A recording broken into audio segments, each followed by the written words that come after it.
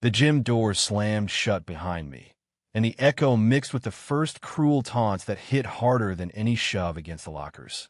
I had only been at Lincoln High for 3 days, but the entire senior class already knew my secret, and they made sure I felt it every single second. My name is Ethan Brooks, 18, new transfer from a small town in Oregon, where coming out had cost me my old life, and now Colorado seemed determined to take the rest.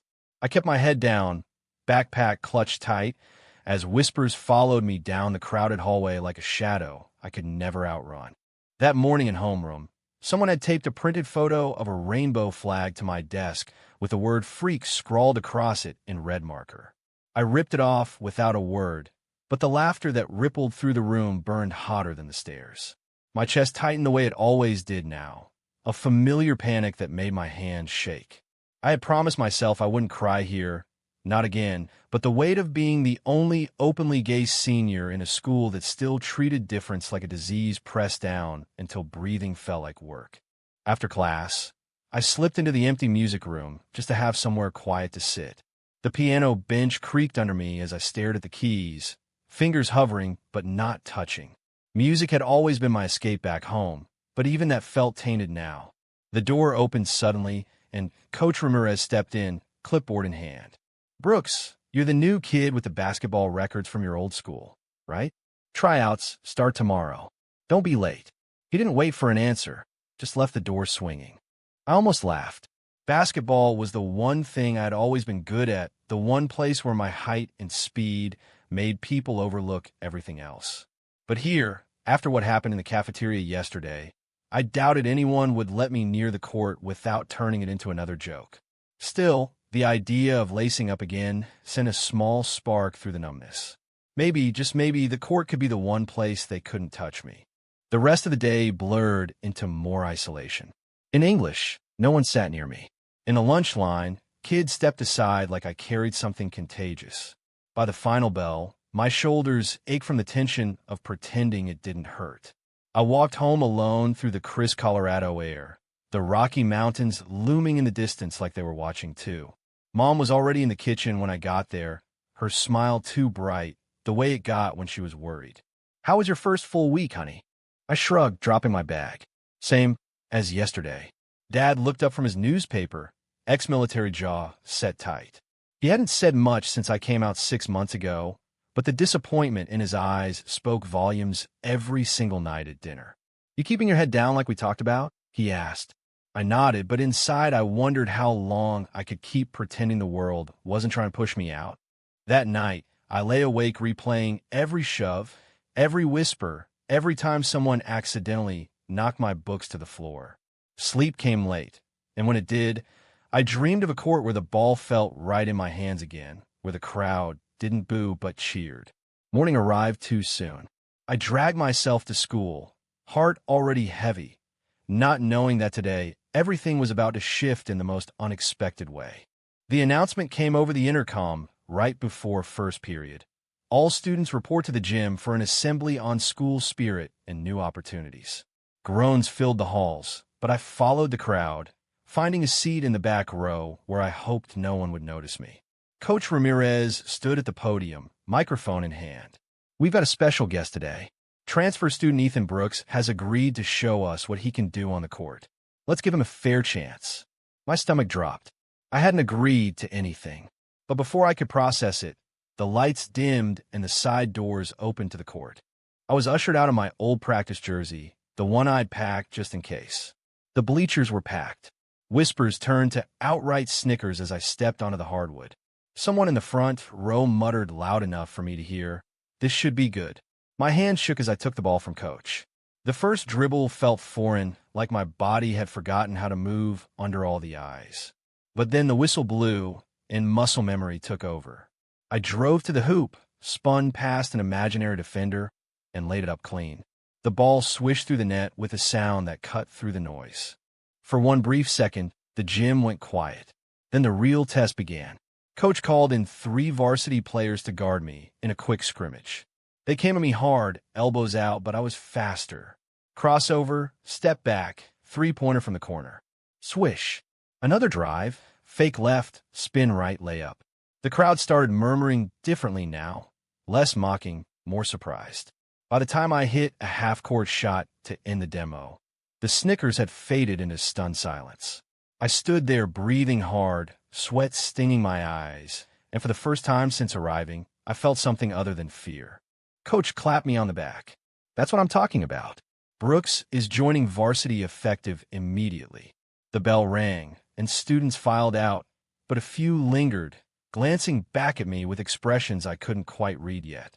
I grabbed my bag and headed for the locker room, heart still racing. The day wasn't over, and I knew the backlash would come, but something had shifted in that gym. I just didn't know how big it would become. Word count, 1,012. The locker room door had barely closed behind me when the first shove came. Two guys from the team I'd just embarrassed on the court cornered me against the metal lockers, their faces twisted with the kind of anger that came from bruised egos. "Think you're hot stuff now, Brooks?" One of them sneered, voice low. "Just because you can shoot doesn't change what you are." I kept my mouth shut, staring at the floor tiles, the familiar burn of humiliation rising in my throat. They didn't need to say more. The message was clear: talent might get me on the team, but it wouldn't buy acceptance. I changed quickly and slipped out before they could do more than push past me on their way to the showers. The hallway felt different, though. A few freshmen actually nodded as I passed, and one girl from my English class gave me a small smile instead of looking away. Small victories, but after days of pure isolation, they felt huge. In biology, I took my usual seat in the back and tried to focus on the lecture. That's when he sat down next to me. Tall, broad-shouldered, with warm brown eyes and a quiet confidence that made the air feel lighter. "I'm Caleb," he said simply, sliding his notebook over. "Saw you in the gym. Nice moves." I blinked, waiting for the punchline that never came. Caleb was the varsity captain, the guy everyone respected, the one who could have made my life hell with a single word. Instead, he just started copying the notes like it was the most normal thing in the world. By the end of class, we had exchanged 3 sentences about the upcoming game against Ridgeview, and for the first time, I didn't feel completely alone. After school, I headed to the first official practice. The gym smelled of rubber and sweat, the squeak of sneakers echoing like old friends. Coach had me running drills with the starters, and Kayla was right there calling plays, setting screens, talking me through the offense like we'd been teammates for years. The other guys were quieter than I expected. Some still shot me side eyes, but no one said anything outright. The ball felt alive in my hands again, every pass crisp, every shot pure. When practice ended, Caleb walked over, wiping his face with his jersey. "You hungry? My mom makes killer tacos on Thursdays. Come over if you want." I hesitated, searching his face for any sign of a trap. There was none, just genuine kindness. "Sure," I managed. His house was only a few blocks from school, a cozy 2-story with a basketball hoop in the driveway. His mom greeted me like I was already family, and we ate at the kitchen table talking about everything except the bullying. Caleb's little sister kept stealing glances at me, and when she finally asked if it was true I was gay, Caleb shut it down gently. "That's Ethan's business, kiddo. Pass the salsa." Later, in his room surrounded by trophies and posters, Caleb turned to me. "Look, I know it's been rough since you got here. People can be idiots, but talent like yours? It changes things. I've got your back." His words landed soft but solid, and something inside me unclenched for the first time in months. We talked until the streetlights came on, about dreams, about pressure, about feeling different even when you don't want to. I didn't tell him everything, not yet, but the way he listened made me believe maybe I could. The next morning, the whispers were still there, but fewer. Someone had left a note in my locker, "Nice shot yesterday," and signed, but made the walk to class feel a little less heavy. In the cafeteria, Caleb waved me over to the team table. A couple guys stiffened, but no one moved away. I sat, heart pounding, and took the first real bite of school lunch in weeks without tasting only fear. Practice that afternoon went even better. I hit a game-winning buzzer beater in scrimmage, and this time the cheers were real. Caleb slapped my back, grinning. "Told you." But not everyone was on board. After practice, one of the seniors pulled Caleb aside in the parking lot. I couldn't hear everything, but the words team image and bad influence drifted over. Caleb's jaw tightened, and he walked back to me without answering them. "Ignore it," he said. "We've got a game Friday. Focus on that." I nodded, but inside the old doubts crept back. Talent had bought me a seat at the table, but how long before someone tried to flip it over? That night at home, Dad actually asked how practice went. Mom smiled across the table, and for once the silence didn't feel quite so heavy.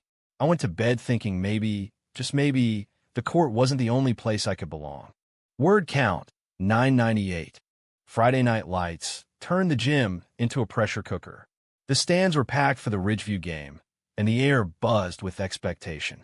I sat on the bench in my new jersey, number 23, trying to keep my hand from shaking.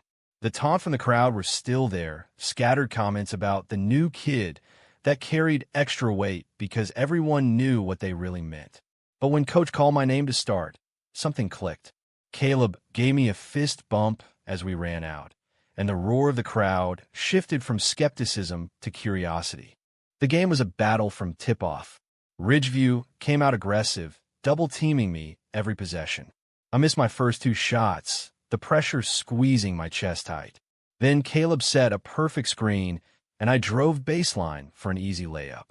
The crowd reacted, louder this time. By halftime, we were up by 6, and I had 12 points. In the locker room, Coach praised the team effort, but his eyes lingered on me. "Keep it up, Brooks. You're changing the energy in here." Second half, the real test came. Down by 3 with 2 minutes left, Caleb fed me the ball on the wing. I rose up over 2 defenders and drained a 3. The gym erupted. We won by 8. And when the final buzzer sounded, teammates who had barely spoken to me 2 days ago were slapping my back and shouting my name. Caleb pulled me into a quick hug right there on the court, the kind that said more than words ever could. In that moment, surrounded by flashing cameras and cheering fans, the weight I'd carried since arriving lifted just enough to let me breathe. The celebration carried into the parking lot. Caleb offered me a ride home, and we cruised through town with the windows down, music low. "You were incredible tonight," he said, glancing over. The whole school saw it. I smiled for the first time in what felt like forever. But the high didn't last. Monday morning brought the backlash. Someone had spray-painted ugly words on my locker, the kind that made my stomach turn. I stood there staring, fists clenched, when Caleb appeared with cleaning supplies. "We'll handle it together," he said quietly. We scrubbed in silence, and the simple act of him being there beside me meant more than any win. That week, practice became my sanctuary. The team started to loosen up around me. Jokes flew, but none targeted who I was. Caleb and I stayed late most nights, working on plays, talking about everything.